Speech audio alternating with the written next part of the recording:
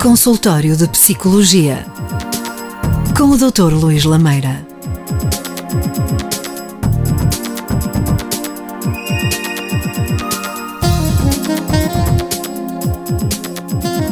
Bem-vindos a mais uma edição do Consultório de Psicologia. Esta semana vamos falar de um tema bastante importante para a atualidade: motivação e liderança. Ou, de outra forma, vamos saber o que é ser líder e como se pode motivar uma equipa ou um colaborador. Mas para já vamos perceber os conceitos. Dr. Luís Lameira é o convidado habitual que nos abre sempre a porta do Consultório de Psicologia aqui na Onda Viva. Dr. Luís Lameira, o que é ser líder? Bem-vindos, caros ouvintes e telespectadores da Onda Viva e da Onda Viva TV. Realmente o conceito de liderança, segundo os grandes gurus norte-americanos, está muito em voga. Digamos que é uma relação interpessoal que se estabelece com um ou com mais colaboradores, neste caso falando do âmbito empresarial, julgo que é mais pertinente neste momento falarmos do âmbito empresarial, em que essa energia transmitida pelo líder vai provocar uma alteração, uma modificação do comportamento no colaborador ou nos colaboradores, disputando assim depois, como disse e bem, a palavra motivação, que mais à frente vamos perceber como é que a motivação se desenrola. Portanto, isto no fundo, o líder acaba por ser um poço de energia, ou pelo menos ter que arranjar automotivação e autoconfiança para ser energético, para depois distribuí-la pelos restantes componentes das equipas. Mas há muitas outras formas. De que formas é que há de obter essa energia? Essa energia diz respeito ao nível da liderança, correto? Certo. Continuamos Sim, no âmbito claro, da liderança. Claro. Pronto. É curioso porque os americanos, há alguns anos atrás, principalmente no âmbito da psicologia organizacional das empresas, chegaram à conclusão que qualquer indivíduo que seja minimamente inteligente, com um QI dentro da média ou ligeiramente acima da média, que tire um curso de gestão, que tire um curso de economia ou que tire um curso que de certa forma consiga desenvolver algumas capacidades de gestão e lhe coloquem à frente 1.000, 2.000, 3.000 colaboradores e com alguns assessores, consegue facilmente ser um gestor, ser um administrador numa pequena, numa média, numa grande empresa. Isto falando do contexto norte-americano. No entanto, os americanos nos anos 70, anos 80 e início dos anos 80 chegaram à conclusão que efetivamente não chega a ser um gestor, não chega a ser um administrador, não chega a ser um bom gestor, não chega a ser bom de contas, não chega a conhecer o organograma da empresa, não chega a conhecer, imaginando que eu sou um líder, neste caso um líder, não, neste caso eu estava a falar de um administrador de uma empresa de pneus, não chega a conhecer as especificidades do negócio. É preciso ir muito mais além. É preciso o desenvolvimento do espírito de liderança. E segundo aquilo que os teóricos nos indicam, esse espírito de liderança está presente em quase todos nós. Quase todos nós conseguimos desenvolver um Como é que espírito de despertamos liderança. para isso? E para despertarmos para isso temos que desenvolver determinadas competências, nomeadamente quando nos colocamos na posição de líder, temos que dar feedback aos nossos colaboradores. Porquê? Porque os colaboradores querem saber se estão a fazer bem ou mal as coisas e muitas vezes há um grande fosso comunicacional entre colaborador versus líder. Um líder deve acima de tudo saber ouvir. E como dizem os americanos, não deve responder a todas as perguntas. Aliás, os japoneses têm um conceito que é o chamado Ippon, que é 5, 10 minutos antes de cada início do dia laboral. Eles reúnem-se com os colaboradores mais próximos ou não, fazem grupos ao longo da semana, imaginando que uma equipa tem 25 colaboradores. À segunda reúne-se com 5, à terça com 5 e assim consecutivamente. E faz uma espécie de um briefing matinal para o trabalho diário. Um briefing matinal, se está tudo a correr bem, o que é que está a correr menos bem, para aqueles que se possam expor. Assim não perde muito tempo para responder uma a uma pergunta e realmente se há pertinência de uma pergunta de uma questão que cause alguma dúvida, alguma incógnita para com a equipa, assim não vai responder um a um e responde logo a 5 e mata logo 5 coelhos de uma só queijada. É importante, acima de tudo, o líder desenvolver a coragem. Deve ter coragem de tomar decisões e saber quando é que errou ou não. E para saber quando é que errou ou não, tem que haver integridade de assumir os seus erros. Ou seja, desenvolver a integridade. É importante o líder ter uma visão, ou seja, a empresa deve saber por onde é que vai caminhar. Não basta apenas chegar à beira de um colaborador e dizer-lhe, nas próximas 8 horas tu vais fazer isto, e ele deve saber o que é que vai fazer a médio e a longo prazo para não se sentir perdido. É necessário criar um bom ambiente, porque nós sabemos que os colaboradores não se motivam apenas por questões de salário, por questões de aumentos de carga laboral, por questões relacionadas com o bom ambiente laboral, mas sim também há outras valências, que é extralaborais, ou seja, o bem-estar com a família, a preocupação com o colaborador. Cada colaborador é único, cada colaborador tem uma história familiar, e se preferencialmente os supervisores conseguirem se manter a par dessa história familiar, se as coisas estão a correr bem com os filhos na escola ou não, se há tempo, acima de tudo, para o colaborador poder desenvolver bons tempos de lazer, com certeza que vai sentir mais motivado no trabalho. O Google faz isso muito bem. Por exemplo, chega ao ponto de muitos colaboradores poderem levar os seus animais de estimação para os escritórios, porque sabemos e percebemos muito bem da importância, já referimos aqui também dos animais, e que algumas pessoas dão muito relevo do carinho e da autoestima que nesse aspecto. Portanto, mas a liderança não começa nas empresas. A liderança, ao nível do empreendedorismo, começa, do desenvolvimento do empreendedorismo ao nível nacional, começa a nível académico. E é curioso que os norte-americanos, nomeadamente em Silicon Valley, que é onde estão as maiores sedes das empresas mundiais cotadas em Wall Street, estamos a falar de Google, Facebook, LinkedIn, entre outras, têm uma péssima ideia de nós europeus. Eu ainda há pouco tempo vi uma reportagem de um português que estive em Silicon Valley a falar com grandes gurus universitários, catedráticos ao nível de gestão de economia, e que dizem, eu vou reproduzir aqui aquilo que eles disseram, não quer dizer que seja a minha opinião, que os europeus, nomeadamente os académicos, são uns idiotas. Porquê? Porque os europeus desenvolveram um estilo a nível académico, que, atenção, não estamos a falar a nível laboral, autocrático. O que é um líder autocrático? É tudo aquilo que um líder não deve ser, que é levar a que os seus colaboradores, neste caso a nível académico, os seus alunos, sejam submissos. Que o líder realmente não saiba ouvir, ou melhor, ouve, mas não entranha, ouve por ouvir, porque é obrigado a ouvir, desenvolve quase um espírito ditatorial nas aulas. E os grandes professores universitários norte-americanos sabem que os grandes líderes, aqueles que vão gerar riqueza, aqueles que vão gerar milhões, aqueles que vão gerar dezenas de milhares de postos de trabalho, podem estar na sala onde eles estão a lecionar. E aí eles têm a humildade de aprenderem com um aluno, têm a humildade de perceberem quando o aluno sabe mais do que ele e diz ao aluno, levante-se, venha dar aula por mim, porque realmente este tema você domina mais do que eu. Isto é inexequível na Europa. E nós percebemos que um líder, e há pouco questionou-me como é que podemos desenvolver este espírito de liderança. Um líder deve ser um coach. É o chamado líder coach, aquilo que o Mourinho é. Treinador. É o treinador. Um líder não deve ser amigo dos seus colaboradores ou dos seus alunos, como eu falei na parte académica, que também é muito importante. O líder deve potenciar as habilidades e competências de cada um. Olhar para ele e tentar desenvolver, como no futebol se vê em alguns que até mudam de posição para fazer determinada função no jogo, e nas empresas muitos colaboradores são bons numa atividade, deve ser explorado ou apoiado e motivado para que nessa altura desenvolva por aí as suas competências e os resultados aparecerão. Exatamente.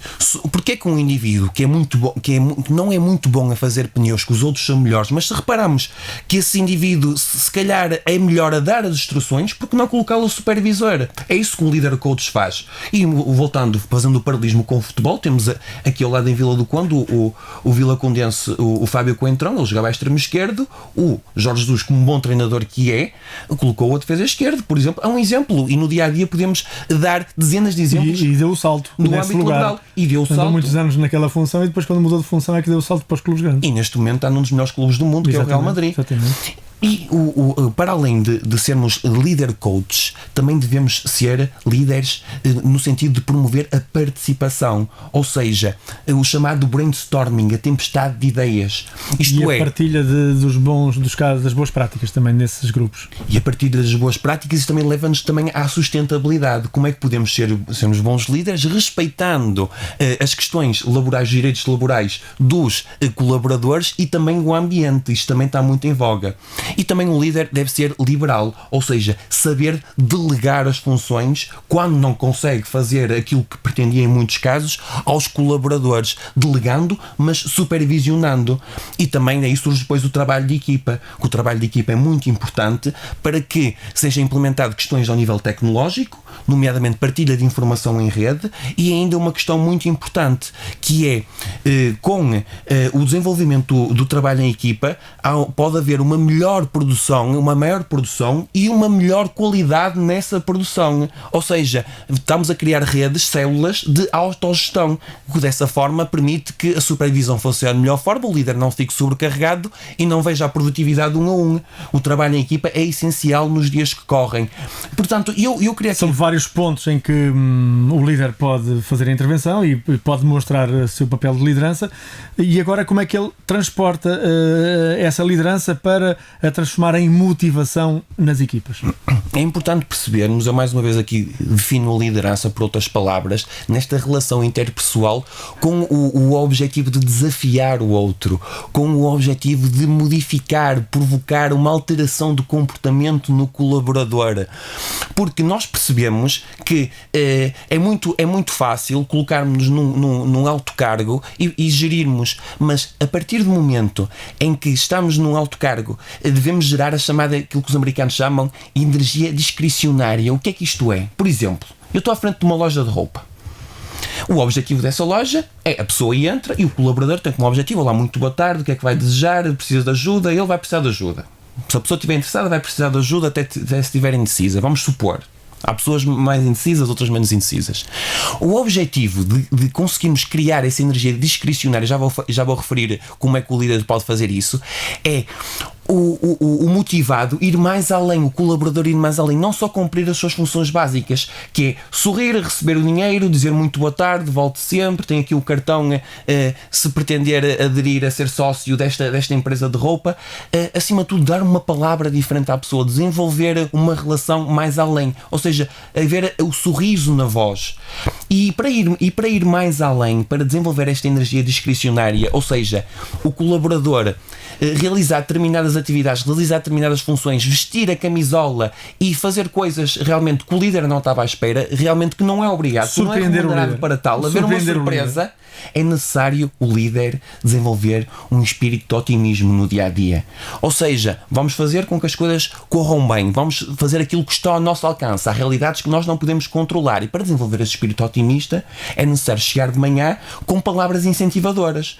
Não é chegar e dizer bom dia. Bom dia. O simples bom dia muda a diferença. Mas há muitos líderes não, acabam por ser chefes. Há muitos que chegam ao local de trabalho e nem sequer cumprimentam as equipas. Exatamente. O que isso é uma larvidade, isso a longo prazo leva à desmotivação das pessoas e a quebras na produção. E os americanos sabem muito bem que com o desenvolvimento de uma energia discricionária, aí há uma diferenciação no mercado e é óbvio que eu vou optar por ir a uma loja em que sou surpreendido como cliente, isto no caso das lojas de roupa, do que ir a uma outra loja que se calhar não há aquela sensibilidade para se preocuparem comigo e para serem sinceros ao ponto de me ajudarem a escolher se calhar o estilo que mais se adequa à minha pessoa. Isto referindo-me a um ramo em específico. Sim. Quem fala nisso também fala... E qualquer cliente que chega a um estabelecimento comercial com pessoas com esse nível, isto é, bem dispostas, otimistas, com algum sorriso nos lábios e irradiar boa disposição e alegria, é mais fácil vender porque há uma certa empatia. Não há o ar sisudo que bloqueia, fecha portas e a má disposição. Uhum. Exatamente, e os grandes líderes sabem, e muitas vezes os grandes líderes o que é que fazem? Um indivíduo que gera uma empresa, uma multinacional com 2.000, 5.000, 10.000 colaboradores, e eles tentam, antes de serem líder coaches, irem buscar know-how, irem buscar conhecimento, por exemplo, a simples estabelecimentos, a simples cafés, porque no café é muito fácil criar isso, porque as pessoas são sempre as mesmas. Agora, é muito difícil conseguirmos implementar essa empatia que referiu, essa sensibilidade, esse surpreender do cliente numa multinacional com milhares de lojas por todo o mundo e que se passam pessoas diferentes todos os dias. Nós nos cafés vemos isso regularmente, o café, neste caso os cafés que frequentamos diariamente, em que percebemos que há sempre uma empatia, há sempre um apreço, há sempre uma conversa nova da atualidade, etc. Mas no caso das grandes empresas, esse atendimento é diferente, deve ser um atendimento mais refinado, deve ser um atendimento em que não há aquela conversa do tempo, mas acima de tudo há a surpresa, há a palavra de agrado, a palavra de apreço. E os americanos percebem isso muito bem porque estagiaram, entre aspas, passa a expressão, em tascos. Outras boas escolas também de liderança são os brasileiros, não é? Os brasileiros são uns excelentes líderes. No entanto, temos que ser realistas e perceber que os brasileiros, por um lado, são ótimos líderes, são ótimos na psicologia organizacional, mas por outro, em termos de produtividade, ainda não são tão bons como os europeus. Penso que concorda. Sim. Que eu concordo comigo. O calor não os leva a produzir tanto. Não ajuda muito. E depois também há uma questão essencial que eu quero referir, e já que toca nos brasileiros, eu ia frisar outro exemplo que já tinha na minha mente que é diretamente relacionado com isso, que é o seguinte: eu, se chegar à beira num filho meu e lhe digo para estudar, e se eu não trabalhar, se eu não der o exemplo, é natural que eu não sou um líder credível. É natural. E ele acaba por imitar o líder não fazendo. E ele acaba por imitar o líder não fazendo. Um líder, acima de tudo, tem que se empenhar, tem que trabalhar, e nós verificamos isso ao nível de lideranças de países. Por exemplo, se nós somos liderados por alguns políticos corruptos, porque é que nós vamos estar com os sacrifícios de pagarmos todos os impostos? Isto é um exemplo específico que se passa nos países do sul da Europa e também no Brasil. Porque é que no norte da Europa todos os contribuintes, ou a grande maioria deles, preocupam-se em pagar os impostos, preocupam-se em ser corretos? Há um desenvolvimento da sociedade civil ao nível de empreendimento de ideias para uma melhoria da sociedade, da comunidade, porque seguem os exemplos dos líderes. Ora bem, se os deputados na Suécia partilham apartamentos, não têm casas de luxo, não estão compadrinhados com conluios diretamente relacionados com multinacionais, é natural que eles vejam: ora bem, estamos a ser liderados por pessoas sérias, portanto vamos também ser sérios. Há um exemplo também que passa da liderança para os colaboradores, ou neste caso para os contribuintes, quando falamos de termos políticos. No fundo, o trabalho do líder, ele acaba por ser o espelho da equipa, ou a equipa será o espelho do que ele é. Ele é o espelho da equipa, e ele vai nutrir essa equipa, e também vai ser nutrido pela equipa na chamada tempestade de ideias que eu falei, que é o saber ouvir, o saber melhorar todos os dias. O líder sabe, tem essa capacidade, essa sensibilidade para saber ouvir, para dar valor às ideias. Se um colaborador tem uma nova ideia e sabe que isso é produtivo para a empresa, há que implementar essa ideia, abdicando mesmo do orgulho da ideia anterior do líder, e depois também chegando à beira do colaborador e efetivamente indicando-lhe: parabéns, a ideia é tua, a ideia não foi minha, portanto os louros, entre aspas, são para ti. Portanto, é importante isto. E voltando à questão do Brasil, apesar de eles serem muito bons na liderança, apesar de eles serem muito bons em vendas, serem muito bons na psicologia, e até futuramente tenciono trazer aqui uma psicóloga brasileira, que aqui uma parte ao nível do estudo de casais, terapias interculturais, o que é muito interessante. Muito bem, interessante. E ainda outra questão que os ouvintes devem estar atentos, futuramente tenciono trazer aqui um especialista em inteligência competitiva também. Portanto, os próximos programas vão ser muito interessantes, com convidados que nos vão surpreender, e é esse o objetivo também dos líderes. Agora, voltando à questão dos líderes, aquilo que não funciona muito bem no Brasil também é a questão da corrupção, certo? Porque o líder tem que ser íntegro, tem que ter coragem e tem que ter um espírito ético para poder dar o exemplo. Para poder dar o exemplo. E muitas vezes, quando nós verificamos em algumas empresas, nomeadamente sul-americanas, em que o líder é desorganizado, em que há desfalques, em que não há muito rigor ao nível das contas, é natural que os seus colaboradores não sigam à risca estes princípios éticos. Portanto, como eu referi há pouco, resumidamente, é o mesmo uma relação entre pai e filho. O pai tem que dar o exemplo. Muito bem. Doutor, então e agora para fecharmos, como nos podemos motivar diariamente? Eu decidi enquadrar realmente a liderança e a motivação, porque percebemos que nem todos... Já passou várias dicas de motivação que o líder deve dar à equipa. Agora, exatamente. Como é que cada um deve motivar diariamente? Para complementar, porque eu cheguei à conclusão: ora bem, nem todos podemos ser líderes, não é? Segundo contextos socioeconómicos, segundo contextos situacionais da nossa vida. Portanto, acima de tudo, todos nós nos devemos motivar. Todos nós nos devemos motivar nas nossas tarefas do dia a dia. E isto de motivação, e não só sou eu que o digo, mas também os teóricos já estudam há 20, 30, 40 anos a questão da motivação, nomeadamente nos Estados Unidos e em Israel, que está muito em voga a nível empresarial. Ninguém, isto vai ser polémico aquilo que eu vou dizer, ninguém consegue motivar outra pessoa diretamente. A motivação é intrínseca, ou seja, é interna, é uma energia que diz respeito a cada um. Portanto, a motivação é uma energia com um objetivo: nós colmatarmos as nossas necessidades e de atingirmos aquilo que nós desejarmos. Muitas vezes confundimos motivação com incentivo. O incentivo pode ser positivo ou negativo. Um incentivo positivo, por exemplo, o aumento do salário, os elogios, o estímulo também, o estímulo positivo, o reforço positivo, e ao incentivo negativo, por exemplo, a exclusão social, ou seja, vou trabalhar, vou-me motivar para trabalhar, para não ser excluído socialmente. E para nós nos motivarmos, há uma série de estratégias para conseguirmos implementar no dia-a-dia. Martin Luther King, o falecido Martin Luther King, responsável pela causa interracial nos Estados Unidos, dizia: se é um varredor, tem de ser o melhor varredor do mundo. E muitas vezes é isso. É tentar ser o melhor na própria profissão. É tentarmos ser o melhor e superarmos cada dia na nossa profissão. Acima de tudo, uma pessoa, para se motivar diariamente, tem que ter um objetivo. Tem que ter um objetivo e delinear: hoje vou fazer isto. E depois só vou tirar um intervalo, falando, por exemplo, do varredor de ruas, quando, por exemplo, conseguir ter varrido 20 metros quadrados. É uma forma de se recompensar. É importante, acima de tudo, por exemplo, quem trabalha à frente de computadores, conseguir agendar intervalos em que se possa alimentar, em que se possa nutrir, em que possa beber muita água. A água é essencial para quem trabalha. É, acima de tudo, importante nós nos inspirarmos. E como é que nós nos inspiramos? Por exemplo, se eu estou a fazer um trabalho sobre terapia de casais, eu vou falar com outros terapeutas de casais e eu vou ler e, acima de tudo, conseguirmos transmitir a ideia aos outros de nos comprometermos. Ou seja, um indivíduo que vai deixar de fumar, por exemplo, que se quer motivar para deixar de fumar, porque não usar o lado positivo do Facebook? Mas de uma forma... Viciá-lo ao outro lado, que é para não estar preso ao tabaco. Não, eu não referia nesse aspecto, então. No aspecto de a partir do próximo mês, dia 1, vou deixar de fumar.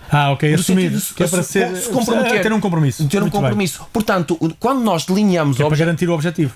Para garantir o objetivo e para se motivar a atingir esse objetivo. Quando nós delineamos um objetivo, nós temos que pensar passo a passo. Por exemplo, se eu quero fazer a maratona num espaço de 6 meses, acima de tudo, amanhã vou acordar e não vou logo correr 20 km, metade de uma maratona. Eu vou correr 5, 6 km e depois 10 e depois 15. Ou seja, para nos motivarmos, temos que pensar um passo pequeno de cada vez, pensar com antecipação, ou seja, termos uma visão como os líderes a longo prazo, delinearmos os objetivos e comprometermos com esses objetivos. Ou seja, escrever num blog, escrever no Facebook: eu vou fazer isto, eu vou cumprir isto. Que é para assumir isso e mais tarde. Pensarmos diariamente os objetivos, não de uma forma obcecada. O Cristiano Ronaldo, o melhor jogador do mundo, não é por acaso, porque ele pensa todos os dias que vai para o ano ganhar outra vez a bola de ouro. E treina todos os dias mais que os outros todos. Treina todos os dias, aplica-se mais que os outros todos e chega uma hora mais cedo aos treinos do que os outros. E sai mais tarde que os outros. Exatamente. E depois há uma grande preocupação com outras questões, com a alimentação e também um aspecto muito importante na motivação, que é o apoio social. Isto é, o Cristiano Ronaldo tem um apoio familiar,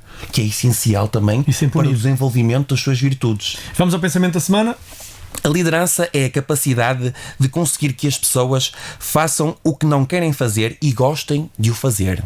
E pronto, terminamos aqui mais um consultório de psicologia com o Dr. Luís Lameira. Se, como habitualmente lhe dizemos, se precisar dos serviços de psicologia do Dr. Luís Lameira, as portas do consultório estão abertas. Onde, Dr. Luís Lameira? Podem entrar em contacto comigo para o 91 524 56. Estou disponível para atendimento psicológico no Porto, no campo 24 de Agosto, e também em Barcelos, na freguesia de Manhante. E pronto, terminamos aqui então. Despede-se Otávio Correia e o Vítor Silva e voltamos para a próxima semana com o Dr. Luís Lameira. Até lá, se os quiser.